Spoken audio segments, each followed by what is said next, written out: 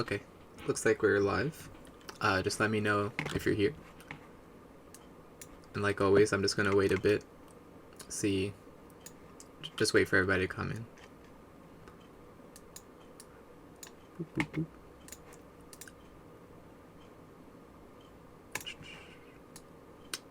Hi, Natalie. So, like I said, okay, so I'm just gonna wait a bit. Looks like we don't have that many people here. Obviously, we just started, so I'll just hang on before we actually start doing anything.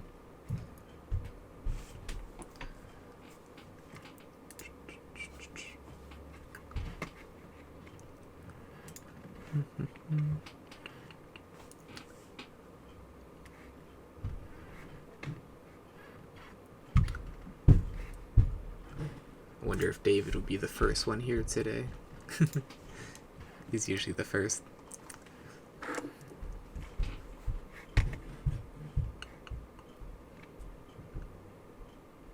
I'll probably just wait 1 minute, maybe, and we'll just get started. Regardless of if anyone's here or not, they could watch the live stream if they can't make it today.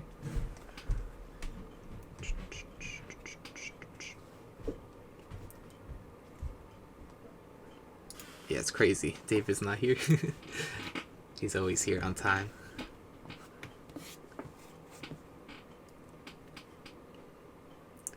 But, okay, so I'll just start. If you're watching the stream or whenever you get here, there was a miscommunication. So turns out today is the last day. So, but you don't have to worry too much because your games will still be due on Monday. But as for the classes, today will be the last day. Oh, okay, looks like Emmy's here. Okay, so hi, Emmy. So, so it turns out today is the last day, not Monday. So sorry about that misinformation, but don't worry, because your games will still be due Monday. At the end of my stream, I'll pass it off to Natalie. She'll get more specific as to where you're going to publish your projects, and we'll make sure to send them out to the people who work at EdAlliance. Like, people will definitely try your games, regardless of them not being done for today, even though today was the last day. So you don't have to worry about that, I promise. All your hard work will not be in vain. We'll send it out to people, and they'll play your projects. But that was my little intro thing I just wanted to say, because today will be the last day. So if you come here Monday, we won't be there. So the first thing I wanted to talk about today, it has to do with some Sprite stuff. So right here we have the Sprite sheets that Tayshawn made for us. And the first thing I just wanted to point out about these Sprite sheets, if you're watching Tayshawn, the live stream, I guess you can't really tell because there's a white background here. But when I first received them, each of the sprites had a white background to them. So I'm not sure if that was an accident or if you just forgot to do it. Like, I don't mind taking it off, but just so you know, like, if you work with other people, they might not know how to remove the white background from your sprites. So as you're making your sprites in the future, just try to make sure that it has a transparent background, because otherwise, when you put the assets into the project, there'll just be a white square surrounding them.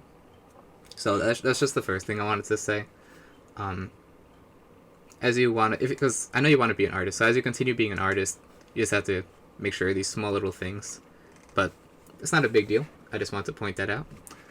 The first thing I'm going to talk about is, like, right now this is just one big sprite sheet. So how do I get each individual sprite from this sprite sheet? Because right now it's just one big image. So some of you probably already know how to do this, but if you don't, I'll show you. It's super easy. The first thing you need to do is change the sprite mode. So if you look here, the sprite mode, there's single, multiple, and polygon. Polygon you won't have to worry about for the most part, because if you're doing a sprite sheet, it'll all be in a grid for you. But I'll explain what polygon is later, if you want, just for the fun of it. But single just means it's a single sprite. This is just a single sprite, so like this right here, this would be a single sprite. It's just the character. This right here is multiple sprites in the same picture. So we would have to change it to multiple. And then we go to the sprite editor, we have to apply our changes. So over here, we have the sprite sheet with all the sprites here. So in order to slice them into their each individual sprites, we just go to slice, and by default it's on automatic, which for the most part usually just gets the job done for you. Like if I hit slice here, you'll see each of the sprites are now cut up into their each individual things. But there are some restrictions to this that don't make it the best, because what it does is it looks for like gaps with the transparency, and then it just determines that that's its own individual asset based on if nothing is surrounding it. So let's say these sprites were big enough to the point that the top of his head, like the top of the head here, was touching the feet here. The Unity sprite editor won't be able to differentiate between that. It'll just assume it's just one big sprite. So that's where you can get some problems with that. Another thing I could show you over here, if we also do the same thing with this sprite, and go to sprite editor, and when you do automatic, you'll see that this is its own sprite. Oop, undo that. Okay. You'll see that it separated these two as they're each individual sprites. That's because there is a circle of transparency that surrounds the ball. So it assumes it's its own individual asset that's different from this character. So that's why you have to be careful with automatic. While it is good, sometimes it's not ideal, just because of what I just said. So in order to get around that, you can do automatic, and you can do grid by cell size. And if you know the X and Y of what you have this sprite sheet to be, so like if you're working in 32 by 32, you would just make it 32 by 32, and it'll cut out 32 by 32 boxes for you. So in this case, I know Tayshawn worked 100 grid pixels. So each of these are 100 by 100.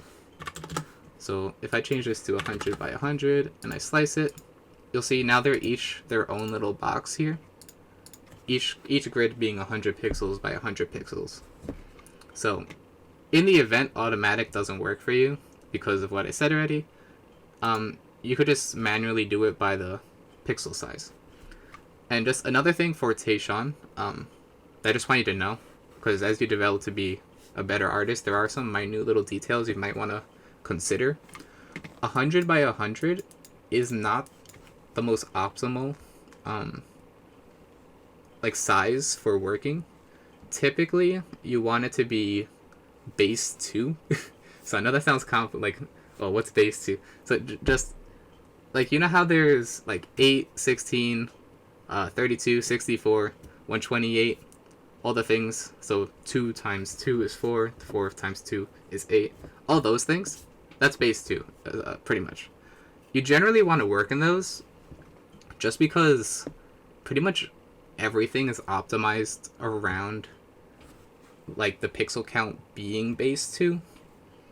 And to be more specific, I'll apply this, and then I'll show you this next thing over here. So you have these overrides, and these overrides are for it's like anti-aliasing sorta. So if I put this over here, and I'll just hit apply, you'll see that it's a bit blurry right now. And which specific sprite is this? It might be this one. Actually, what is? It's just the whole sprite sheet. So you see it's a bit blurry. So we could fix that by going to point no filter and hitting apply. And now you see, look, it's not blurry anymore.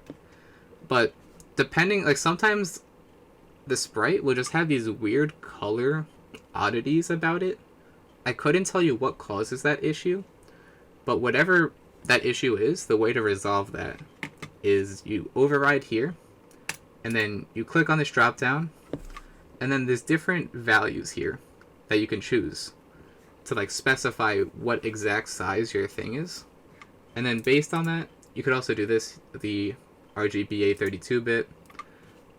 And then by doing that, it just gets rid of that weird color oddity. I know it's a bit weird for me to explain it because I don't have anything really to show you, because it doesn't happen too often. But just imagine there's just a square here that's just a different color than the rest of the sprite. That happens occasionally. I couldn't tell you what the reason is, but the way to fix that is to do something like this. And because this sprite is not base 2, which all of these values are, it might be more difficult to resolve that issue because of that. Like I said, it's not a huge deal. Like you can see in this instance, it doesn't matter. Like it looks perfectly fine. So, but just in the future, I would try to just consider that. It might not seem like a huge deal, but just it's the little things, you know, that you just have to look out for, especially if you want to continue to be an artist in the future. So that's what I want to say about that. The next thing I want to talk about, again, with this little window here, is we have different options. So where's the one I'm looking for?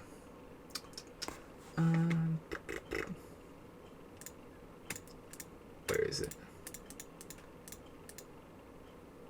Okay.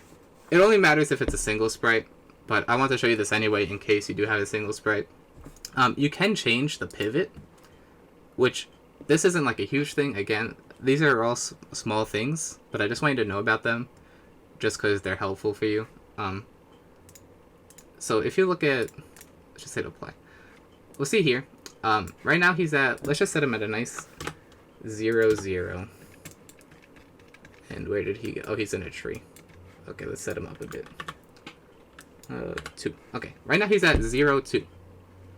So, okay, now he's 0, 2. What is this? Like, who cares?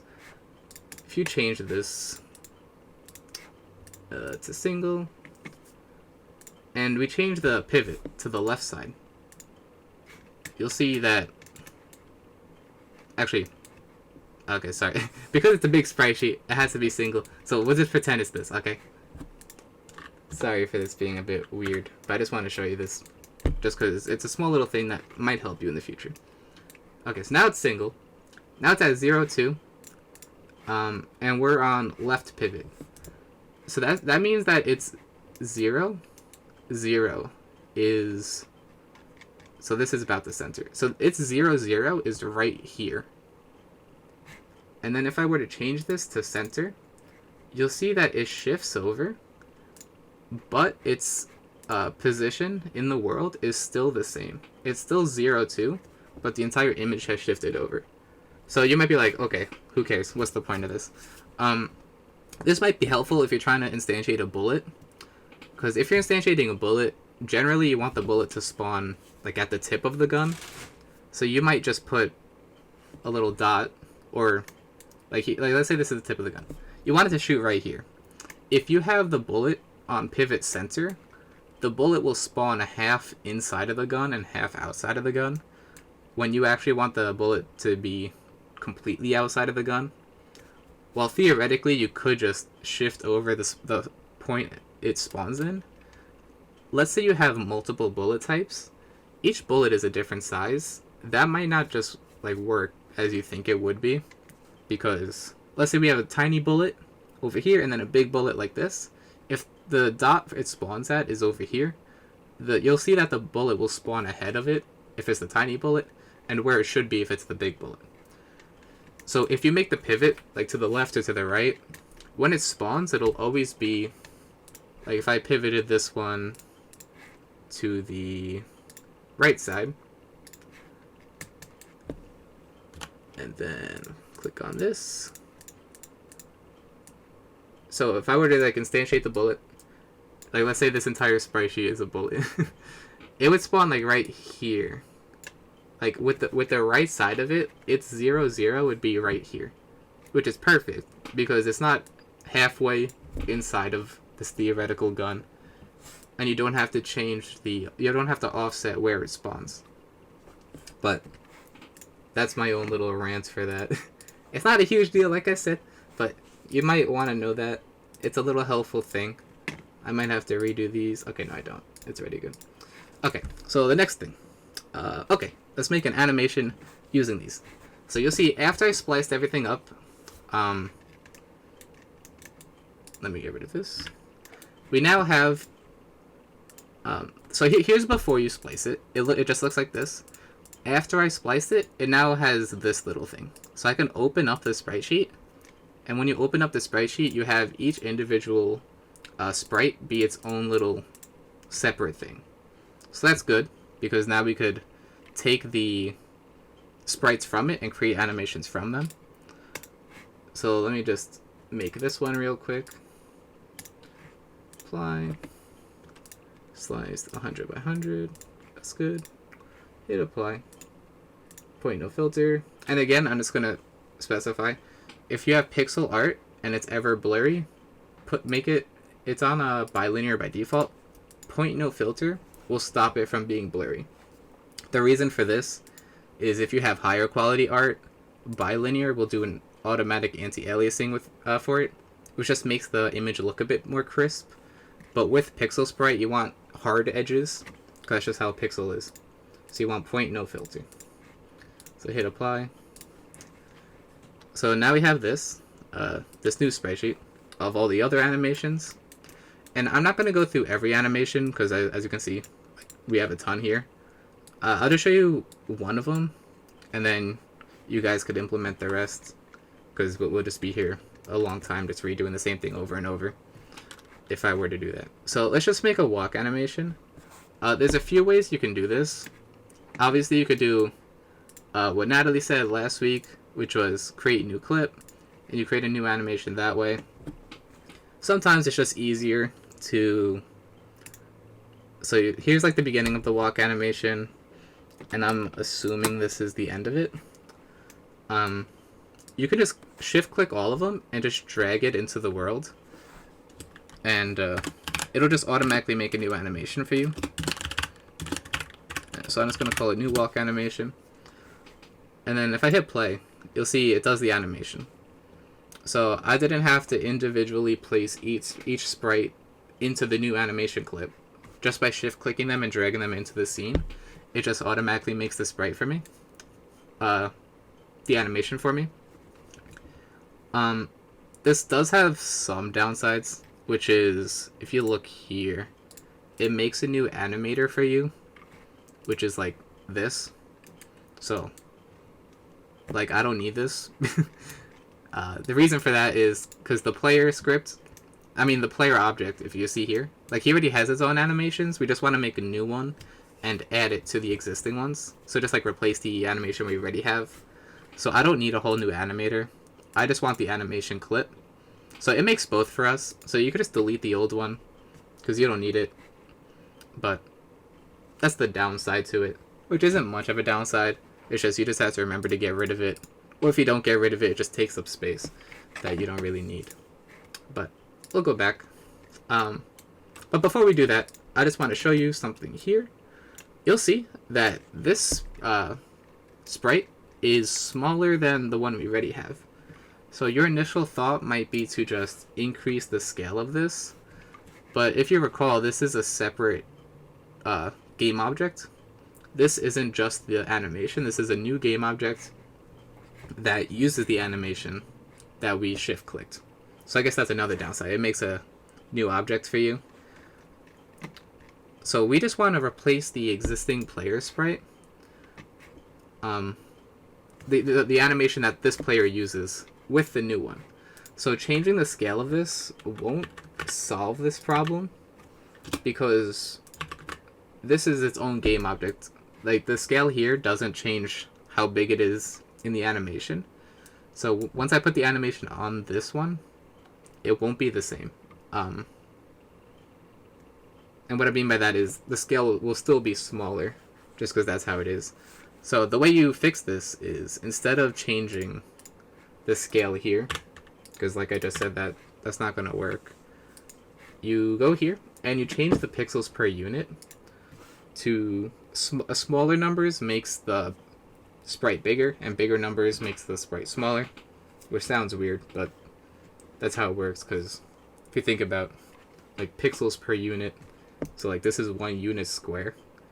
If you're trying to fill this up with 100, you need smaller squares to fill up this square with 100. So that's it. So whatever. I just want to specify what the reason for that is. But let's say we make it 30 and hit apply. You'll see it gets bigger. But I don't really know the exact size for this because I haven't added it to the player yet. So I'll just set it back to 100, which I know isn't gonna be the right size, but we'll figure out the right size once we add it to the player here. So once we made our animation, which is right here, we could just go to the player, go to the animator that's on it, and if you click on the walk animation that's already existing there, you'll see up here, this is the animation clip that plays when this animation is called. So if you just replace that, it'll now use our new animation for this. It'll use our new animation clip for the new animation, well, for the existing animation that's there. So if we hit play, it should just work. Okay, so you see, it's now using the new sprite, but like I said, the sizing is not correct. So I'll also get rid of the old sprite that we have there because we don't need this. So we'll just play with numbers. I honestly couldn't tell you a better way to do this. I'm not sure if there's an exact science to what the exact formula is, but we can just keep changing this until eventually it's the right number. And then I guess that's another thing about what I was saying before about working in base 2, because I don't know what the current sprite is, but the current sprite is not 100 by 100. Otherwise, if it was, we could just use the same pixels per unit to get the same size. But as you can see, that's not really working. The current game object uses 30 pixels per unit, but that makes the player too big. So because of that little change, it's hard to just see the difference. Well, it makes it harder to change it as we add new things to it. If it was base 2, we could just divide the number by 2 or whatever, and it would just scale properly. So because of that odd number of 100, I'm assuming the original one is 32 by 32, but because this new one's 100 by 100, we sort of just have to play with this a bit to get the right number. But I won't play with it too much just because it's not really incredibly relevant. I just wanted to show you that if you ever have that problem in the future, that's how you would fix it. You would not change the scale of the object itself, you would change the pixels per unit on the sprite itself. So like I said, I'm just going to leave that as it is, because I could be here forever fine-tuning this, but that doesn't matter, I just want to show you how to do it. So the next thing I want to show you is, if we go back to the fire scene, I'll just save it. If we go back to the fire scene, if you remember last week, we had this enemy down here. So when he shoots to the left, the fire is facing the wrong way. But when we're on the right side, shooting the right way. That's because we never change the actual rotation of the object when it shoots the fireball. So let's just fix that right now. It's a super simple solution. And I'm not sure if you didn't do it this way because you didn't know how to do it, or if you just didn't have time to do it. But in the event you didn't know how to do it, I'll just show you how to do it now. I might have the scripts brought up already. Is it this one? Enemy patrol. Okay, it's right here. So this is where the enemy shoots.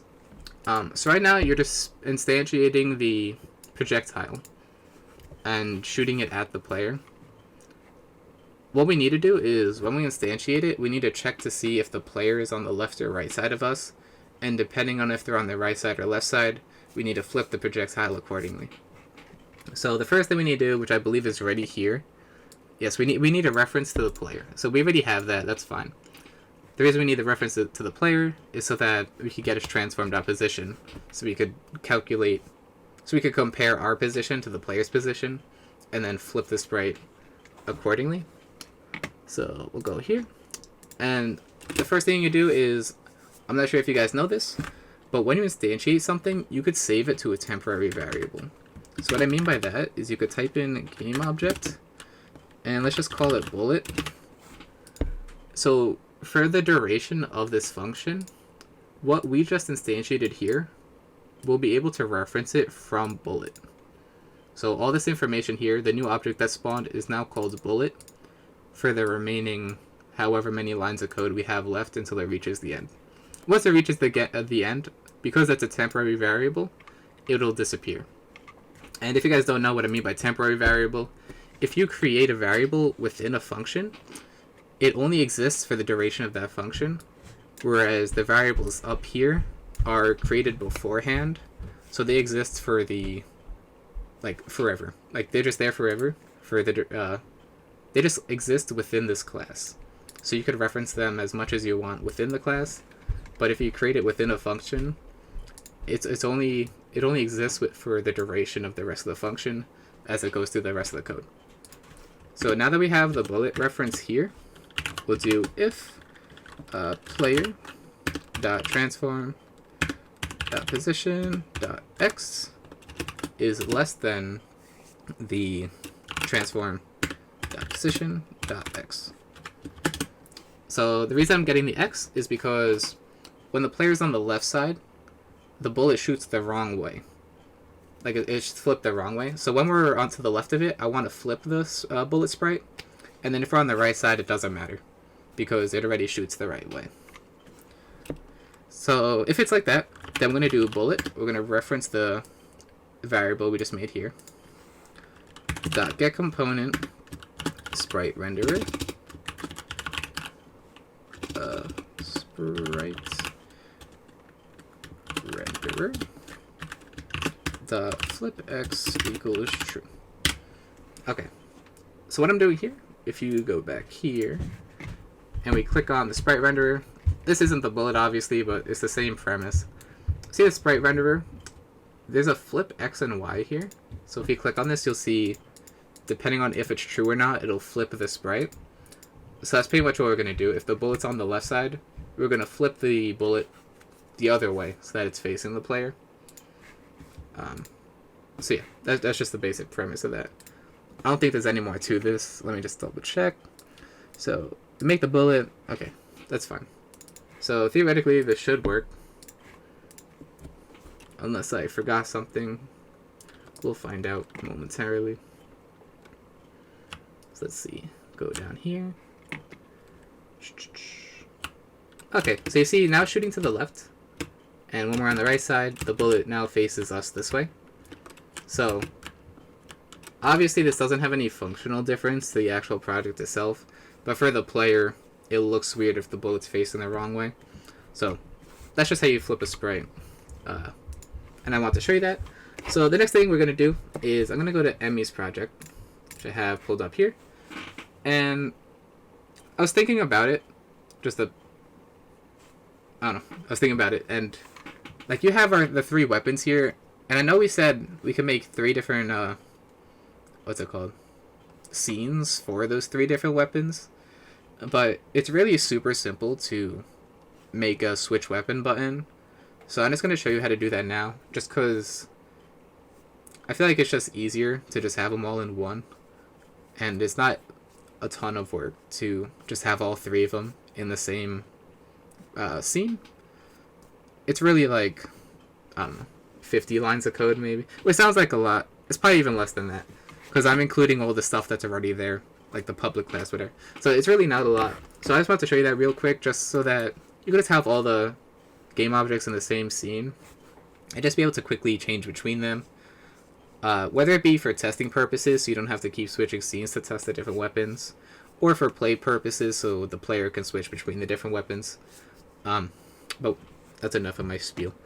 The first thing we need to do is go to each of your scenes, and I want to take this, and let's see, it's already a prefab, so let's just find where you have that.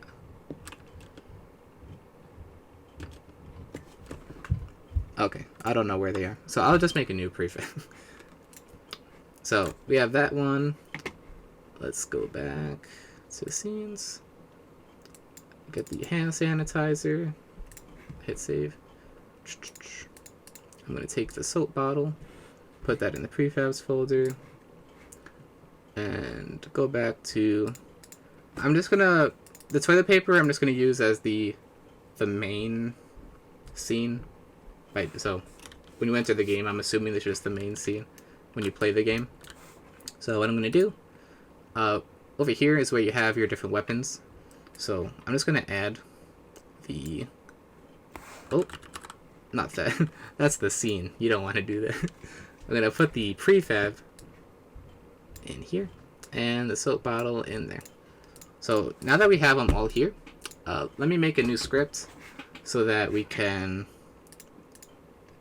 have a script that does the logic for switching between the different things. So let's just call it switch weapons. Weapons. Nope. Switch weapons. Okay. So with the script, I can show you a bit more about why arrays are useful and how to use them. So what we're going to do is we're going to make an array that stores the 3 different weapon types, and then we'll be able to turn them on or off depending on whether or not you're using them. So we're going to make a game object array, and it's going to be public because I want it to be seen in the inspector. Although, I'll explain in just a sec. So we'll just call this weapons. It doesn't necessarily have to be public to show up in the inspector. I'm not sure if you guys know this already, but public means it's accessible from other scripts. So let's say the destructible class wanted to see this variable, weapons. It can because it's public. So it just references switch weapon dot weapons and it'll show up because it's public. But let's say you don't want any other scripts to be able to see this variable, but you also want it to show up in the inspector. What you can do, make it private so that other scripts can see it, but you can also serialize field. So serialize field just means put it in the inspector for me. So none of these other scripts will be able to see this variable, but it'll show up in the inspector. It's not a huge deal, it doesn't really matter that much, but as you write longer scripts and you have different things like coinciding with each, like you have different scripts calling different scripts, it's annoying to have to scroll through 500 variables because you made each variable public. So if you only make the important ones public, it just makes it easier to scroll through and find. But like I said, not a huge deal. Unless you want to be a professional programmer, that is a big deal, because people will get mad at you if you make public things public for the sake of being public, even though they're never referenced by any other class. Script. But whatever. So we have that. That's just gonna store all our weapon types, and then I'm gonna make a new game object, which will be the current weapon. Oop, let me just go back here. This one will also be private. And this one doesn't need to be shown in the inspector because it doesn't matter. So I have our weapons and then our current weapon. I'll show you why I have a current weapon different from weapons in just a sec. But what we're going to do in start, we'll just set the current weapon equal to the first weapon in weapons. So the first thing here, which will just be index 0. So the first weapon in weapons will be our current weapon by default. Obviously we could change this in the future, but just in the beginning I'm just going to have it be this way. So current weapon equals weapons at 0. And arrays, if you don't already know, they start at 0. So the first element in an array is 0, and then it goes up from there. So that's why it's not weapons at 1. Weapons at 1 would be the second element in the array. So once we have that, what we want to do is sift through each element of this array and just turn them all off, because we only use one weapon at a time. We don't want the other weapons showing if we're not currently using them. So we could use a simple for each loop. If you remember me talking about this before, you type in the data type of what you want the thing to be. So the second variable here you could call whatever you want. I could call it this, but that's bad programming. But I'm just showing you could call it whatever you want. So we're making a new variable called Digadook, and then we're checking, and we're setting that equal to So as it goes through each element of weapons, as it goes through it, that element will be called this here. So we'll just call it weapon. Oop. So for each weapon in weapons, that makes slightly more sense. We're going to check to see if weapon is not equal to current weapon. So essentially, we're going to have our three weapon types here, the toilet paper, the Lysol, the soap bottle. So by default, the first one is going to be toilet paper. So as we run through each one, if our current weapon is not toilet paper, just turn the object off, because we don't want to see it because we're not currently using it. So we're just going to do weapon dot set active false. And set active false is, if you don't already know, it's controlling this right here. So it's either turning the object on or off. So you see how it's on here and now off. We're just going to turn it off. Okay. That's all we care about in start. In update, we actually need to check input. So in this case, I'm just going to use the buttons on my keyboard, 1, 2, and 3. 1 will be toilet paper, 2 will be Lysol, 3 will be soap bottle. And I'm going to write it in a slightly bad way to write it first, and then I'll show you the slightly more optimized way afterward, just so you can see the two different ways of doing the same thing. So we'll go if input dot get key down key code. Oops, we don't want that. Okay, key code. If you type in key code dot, it'll bring up a whole thing for you. So if you don't know what the button is called you're looking for, just press it and it'll pop up for you.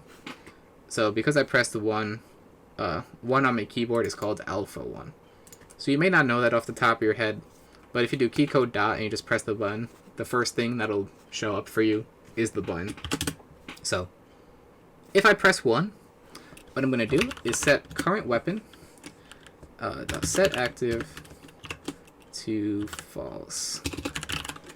So we're going to turn our current weapon off, and then we are going to set current weapon equal to weapons at 0, and current weapon dot set active true. So what I'm doing here, when I want to switch to the toilet paper, which is hitting the 1 key on my keyboard, we're going to turn our weapon off. Then we are going to change the weapon to the first element of the array, because the first element of the array is going to be toilet paper. And then we're going to turn it on. So let's say we have Lysol. We're going to turn Lysol off, change our current weapon to toilet paper, and then turn toilet paper on. So that's essentially what we're going to do. And the rest of this is relatively the same. So I'm just going to copy and paste this. So if I press 2, then if I press 3. So this is the same. This is the same. The only thing different is going to be which index we call. And like I said, this is a slightly worse way to write this, because as you can see, I'm basically rewriting the same code over and over. So that's not the best. I'll show you a slightly better way to do this afterward. But I was going to show you this little thing here first. So we have that. Theoretically, this should work. So we'll see what happens. So change here. So we're going to add our new script to here. Let's just open the prefab. Oh, I'm just going to unpack the prefab just for now, because I can't mess with the prefab, but we'll just unpack it. So we'll put this here. So you can see, because it's an array, this is going to be a little drop down. It's going to ask me for a size. This is going to be how big I want the array to be, or if you want to think about it in simpler terms, how many weapons do I have? So right now we currently have 3 weapons, and you'll see it'll bring up 3 new game objects. So we'll just put our 3 weapon types in here. And I think that should be it. So when we hit play, it should turn these 2 off and then leave toilet paper on. Actually, one thing I'll do, which doesn't matter too... Actually, why are there 2 soap bottles? Oh, because I never got rid of this. We don't... I've actually never done this before. I accidentally put 2 scenes inside of each other. That's whack. I'm not sure what actually would happen if you do that, but we're not going to find out. So I'm just going to move this up to a slightly more visible spot. So this is good. And put this one just a little bit there. But, okay, so I don't have it maximized just so we can see over here. Okay, so you see over here, we currently have toilet paper, and the other two are currently off. So if I hit 2, it switches to the Lysol. So it turned toilet paper off, turned Lysol on. If I hit 3, it's now on the soap bottle. So I have our 3 different weapons here. So, whoa, we now have different weapon types. That's crazy. But I want to show you the other way of doing it, which is really, it takes advantage of why arrays are so useful. Because theoretically, we don't really need this to be an array. Sorta. It makes this a little bit easier. But since we're hard coding it, not the best. So, I'll show you a better way to do this, which is, we're just going to have a scroll button. So when you hit the button, it's just going to scroll through the weapons. So I'll just make that button E. I don't know if E does something already in this game. Hopefully it doesn't, but we'll find out. So if input.getKey down, keycode.e. Oop, not key. Keycode.e. There is one thing we need to do. So we need to keep track of the current index we're on, and the current index is going to be the weapon we are on. And by index, I mean, if you go here, we have our 3 weapon types, and these are the different indexes. So toilet paper is index 0, Lysol is index 1, and so on. We want to keep track of this, so I'm going to make an integer. This doesn't need to be public either, this is private. A private int index. And we'll just make the index by default 0, so that our starting weapon is the toilet paper. And what we're going to do, when we hit E, we're going to make index plus plus. If you don't know what plus plus means, that just means plus equals 1. So index plus plus is the same as writing plus equals 1. We're just going to add 1 to it. This is just a slightly faster way of writing it. Doesn't really matter. Like I said, there's like 100 ways to do the same thing. So we're going to increase the index. Actually, I lied. Before we increase the index, we're going to turn the current weapon off. Current weapon is set active. False. So basically writing what's up here. Like, we're going to turn the weapon off, and then we're going to increase the index. And then, well, I guess it doesn't matter which order you do this. You technically could put index beforehand. But I feel like that makes slightly more sense. So now I'm going to check if the index is greater than the maximum value of the array. So, like I said, this goes up to 2. So 0, 1, 2. So what if the index goes to 3? Like, we don't have an element 3. So it's going to give us an error. So what we want to do, if it goes to 3, we just want to set it back to 0. And it'll just cycle through the 3 weapons again. Oop, I'll put that back. And go here. So what we're going to do, we're going to check to see if the index is equal to weapons. Weapons is the array. Dot length. So weapons dot length is how big the array is. So the array has 3 spaces. So if the index goes to 3, I'm going to set index equal to 0. And this is slightly confusing to think about because the array has 3. Like, its length is 3, but it only goes up to 2. And that's because it starts at 0. So hopefully that's not too confusing, but just understand that when it reaches weapons.length, which is 3, we need to set it back to 0 because we don't have an index of 3. Because it goes 0, 1, 2, which is our 3 indexes. So we need to set it back to 0. Then once we set it back to 0, we're just going to do these other 2 things right here. So weapons at index. And then we're going to turn it on. So basically what this is doing is just going to cycle through our weapons. And I won't get rid of this. I'll just make it a region. If you don't know about regions, I talked about them a little bit ago. You could just minimize a whole clod of code. So we don't need... Like, I could comment this out, but I'll just keep it, just whatever. And then you do end region. And then look, we could... Once it loads, we can minimize it. Okay.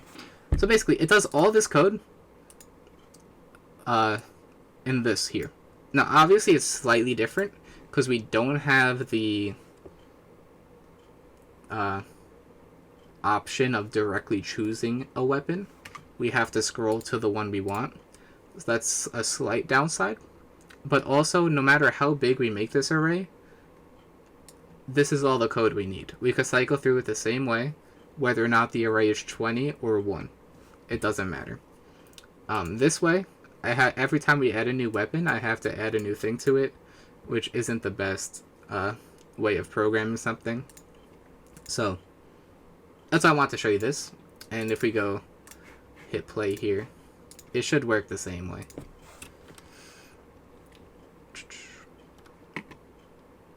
So we start on toilet paper. I hit E, goes to Lysol. I hit E, it goes here, and then back to the toilet paper. So yay, we have a little weapon cycle thingy. And we could throw toilet paper. Great. Okay, so like I said, I just want to show you that real quick, because if you don't include the first thing I programmed, like, this isn't a lot of code at all. And I feel like it just makes your project better, because now you have access to all 3 weapons at the same time, which is probably more fun for the player. And then if you're debugging, it might just make it easier just to have everything in the same scene. So I just want to show you that. Also, we get to talk about arrays even more. Well, it's crazy, because arrays are the best. But that's pretty much all I had to talk about. But don't leave yet. I'm going to turn the stream off, but Natalie is going to turn the stream back on from her end. And she's going to show you how to, she's going to explain what we're doing about our situation next week. She's going to show you where to upload your project, all that stuff. So, yeah, it's pretty much all I have for you. I'll see you whenever the next time I see you is. Oh, looks like David's here. Okay, so David, I'm about to turn the stream off, but Natalie is going to turn the stream back on, and she's going to explain something for you. But yeah, I'll quit talking and just turn the stream off. Don't leave. Natalie will be on in just a sec. Okay, so.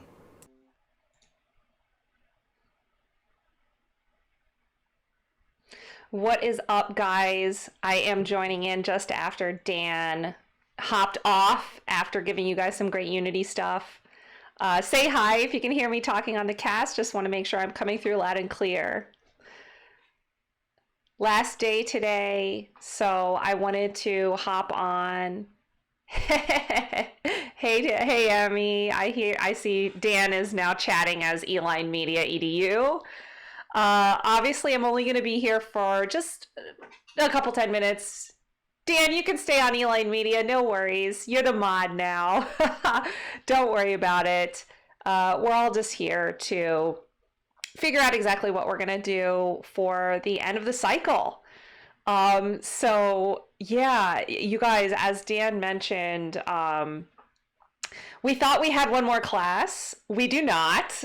This is the last day, which is shocking to me because I had a whole plan. I was like, oh, like on Monday we'll troubleshoot and we'll upload everything. But apparently today is the day when we have to wrap it up. And then, of course, we can still remain in touch over email and work on the games so that we can do a digital showcase, which is, of course, my goal with the great projects we worked on for this cycle. So I wanted to tell you guys before we get into that after this cycle is over, we will be taking a brief break. So throughout June, we will be working on some really exciting online offerings for you. We are putting together a summer camp that's an online version of what we had in person last year.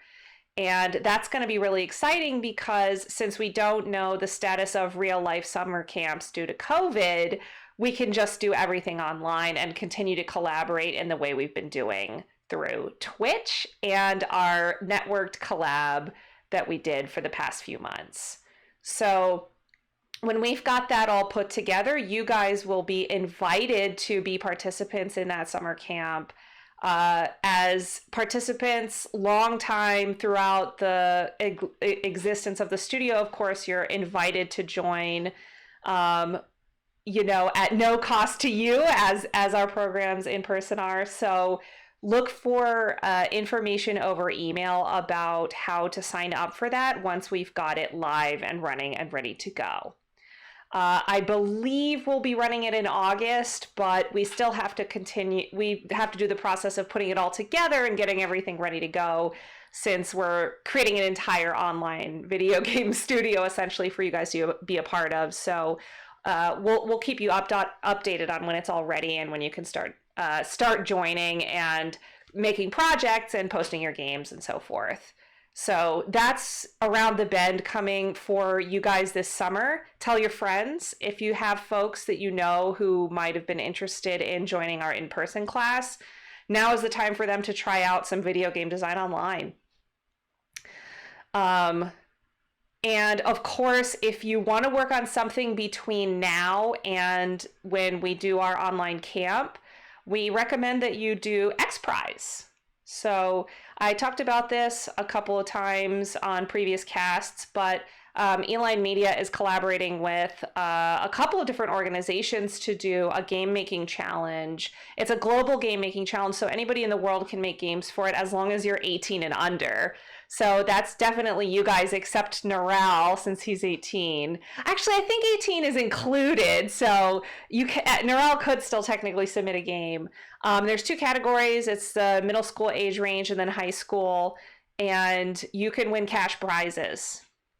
So Code Games Challenge is the name of the challenge.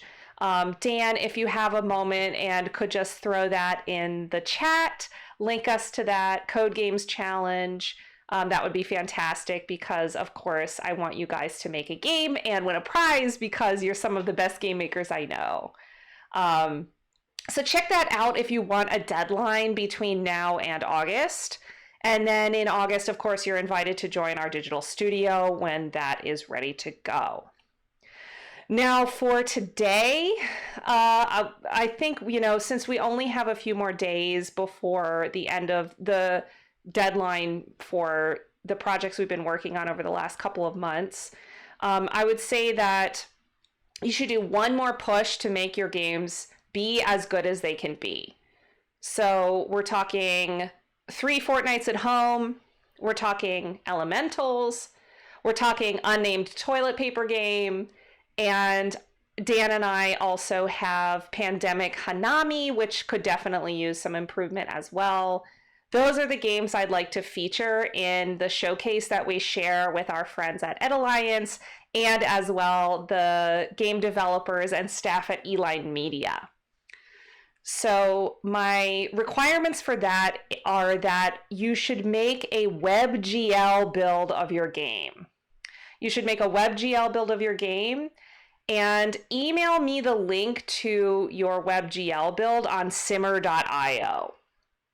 So I'm not going to demo that here on the cast today, but Dan did a video that explains exactly how to do that, and it's on our YouTube channel. So if you go to our YouTube channel and go back through some of the past videos, you can actually see which video it is, because the preview frame for the video that I'm talking about, you can see the logo for simmer.io on it. So you just have to go to Make Room on YouTube and find the video. But honestly, you guys are smart, and if you click on the link that Dan just shared in the chat, simmer.io, there is a super fast tutorial on simmer.io about how to upload a game there once you run a WebGL build. So the only jiggery pokery you have to deal with is if you have an issue making a WebGL build out of Unity. But Dan has a great video on all the details of how to do that. Oh, fantastic. It looks like he's linked it in the chat. Perfect. Thank you so much, Dan. I'll link you guys to that when I send my recap for this cast as well. But, just a few brief things of When you open the build settings, you need to set it to WebGL instead of an application build. And if you get any bugs, you might have to look at your code and see if there's something that needs to be fixed so that the WebGL build will work. Who will upload elementals? David is asking in the chat. That's actually a good question. Probably the answer to that is I should do it. And the best approach would probably be for anyone who's working on elementals to get their changes pushed. And then on June 8th, on Monday, I'll make the call and I'll run the WebGL build for that one and post it on simmer.io myself. So David and Narelle, you guys, I don't see Narelle in the chat, but I know sometimes folks watch these videos later. So for you guys, again, any work you want to do on it, just get that done by Monday and the build will be in my column. So in that case, then the games that we would need builds from you guys would be a WebGL compatible build of 3 Fortnights at Home and unnamed toilet paper game. And, for Emmy, we've talked about this. This is such a promising project and this is not the end of it. So if your WebGL build is a demo, and we don't have a full menu flow with all the different aspects of gameplay, don't worry about it because I'm super happy with where this game got to. So this deadline is absolutely not like a referendum on us going too slow because I think we've actually been going at an incredible pace for this entire 2 months. We've made tons of really cool tech. We've made tons of really cool gameplay. And it's been really fun to see how these projects have been kind of rolling out. So again, if everything's not bug free, if it's not a complete game project, don't worry about it. Just send it. One of the biggest things that sabotages game makers is the idea that things have to be completely perfect and completely done before you submit them. Because then what happens is, you never show the game to anybody and you're constantly working on it and you spend your whole life hiding in a cave instead of making really fun, playful, interesting, interactive experiences for people to enjoy. So don't get sucked into making perfect, just send it because we want people to see your art. So that's my big message. We will send an email on Monday to remind you, just saying, hey, send us your projects, and then I'll follow up once I've collected everything and integrated it into a showcase page. You'll see another email about the digital showcase we're doing to highlight the fantastic work you guys did in this very weird time.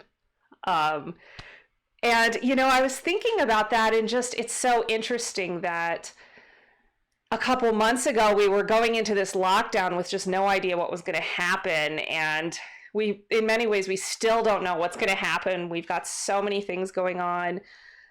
We've got an unbelievable historic protest movement happening to address race inequality in America. We've still got the pandemic happening, even though New York City at least is opening back up, which is sort of exciting and scary at the same time. And I'm just really impressed that you guys have continued to work on video games throughout this very, very strange historic experience. So congratulations on being really great game makers. If you didn't do everything you wanted to do, I didn't either, because sometimes I'm just glued to the news wondering what's going to become of us all. So, if that's you, then that's me too. And I hope you guys stick with this practice, in the next couple months, working on some games on your own, and then come back to us in the summer to be part of the digital game studio. So you can always send emails to Dan and I. I think you guys have both of our email addresses somewhere within your Gmail or your school account. So if you do work on Unity and you want advice or input from us, we're always willing to write back to you, and we'll be in touch if you reach out to us. So if you have questions, definitely talk to us about those questions and we'll get them answered for you. Okay, David is saying, I'm reading the chat. He's like, even though it's named 3 Fortnights at Home, there will only be 2 Fortnights. That's what we call scoping it down. I like it. I also think no one will probably notice. I didn't even notice, but now I'm thinking, and I'm like, were there 3 weeks or 2 weeks on the calendar in the phone? I feel like it is only 2 weeks. I love it. That's realistic scope, right? Like we always start at the beginning, we're like, oh, we're gonna make 5 levels, and then we're like, we have half of one level by the end of the cycle, right? So yeah, I think that covers everything. But again, if there are questions as they arise, just reach out to us and we will let you guys know. Oh my God, Abby, you guys are too much. You guys are too much. Oh my God, supposed to be 3, but I ran out of time. Fortnite's at home. It's too real, right? We got to put those little notes like you're in that house and you open the cabinet and there's like a little piece of paper in there that explains all of the ambitions you had about your video game that you didn't have time to do because you were doing high school on Zoom and trying to finish your homework while your little brother is sitting in the room screaming, right? Like that's the lockdown life. So anyway, guys, thanks for a great cycle. Thanks for making games about the pandemic. It's been so funny. Like, it's really a serious situation. And, you know, I almost feel like if we kept working in the next month, we might make a game about injustice and inequality. Just to kind of process all of the reactions we have to cultural events. But there was something really charming about the way we turned like Lysol into like a spray gun and throwing toilet paper, and then like the creepiness of David's horror game was just like such an interesting expression in my mind of some of the feelings that we get from this, and games are such a cool way of doing that. I love laughing at those kinds of trends that everyone's aware of, and I love thinking about it through the medium of games. And I think 3 Fortnites and Unnamed Toilet Paper Game both did that really well. And of course, Elementals, the game that will never die. Someday we'll have like a complete 2D platformer experience with that game, and we're all going to be like, now let's start our studio. I'll be the creative director. You guys do all the work. Not that being a creative director isn't like an immense amount of labor. But anyway, that's what you have from me. Dan did a fantastic job. So if you guys want to, you know, implement anything similar to what he just talked about, you can refer to this video on our YouTube channel. We won't be churning out content in the next few weeks, so the YouTube channel is there for your review and reference, but we'll be hitting pause on generating videos while we put together our online game making studio. All right. So if there's no more comments or questions, I am going to sign off for the evening. Be in touch, guys. Both of us are here, and we will see you online. Talk to you soon.